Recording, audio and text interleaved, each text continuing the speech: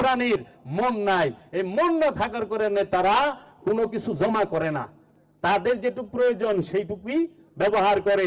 এই জন্য তৌহিদের মানে কি, যতটুকু প্রয়োজন ততটুকু ব্যবহার করো, আর বেশি যা আছে তা বিলি করো। আল্লাহ রসুল বলে দিছে সম্পদ জমা করো না, সম্পদ জমা করা হারাম। যারা সম্পদ জমা করে তাদেরকে কোরআনে সূরা হুমাজায় বলছে তারা হুদামা নামক জাহান্নামী। ওয়াইলুল লিকুল্লি হুমাজাতিল লুমাজাত আল্লাযী জামা আমালাহু ওয়া আদ্দাদা ইয়াহসাবু আন্না মালাহু ওয়াখলাদা। যে যাহারা, তুমি কি সেই ব্যক্তিকে দেখেছো যে ধ্বংসপ্রাপ্ত, যে সম্পদ গুনিয়া বাছিয়া রাখে, জানো তাকে হুতামা নামক দুজকে নিক্ষেপ করা হবে, হতাশার দুজকে। হাবিয়া দুজকে যাইব লোক দেখানো ইবাদতকারী। হাবিয়া মানে যার তলা নাই, খালি পড়তেই থাকবো পড়তেই থাকবো।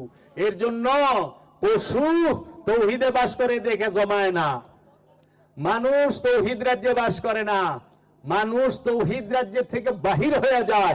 এর জন্য আল্লাহ বলছে ওমা খালাকতুল জিন্নি ওয়াল ইনসি ইল্লা লিয়াবুদুনি, আমি কি জিন এবং ইনসানকে আমার ইবাদত করার জন্য তৈরি করি নাই? কেন? প্রশ্নবোধক, যে মানুষ ইবাদত করতেও পারে নাও করতে পারে। আল্লাহ সন্দেহ আছে দেখেই কইছে।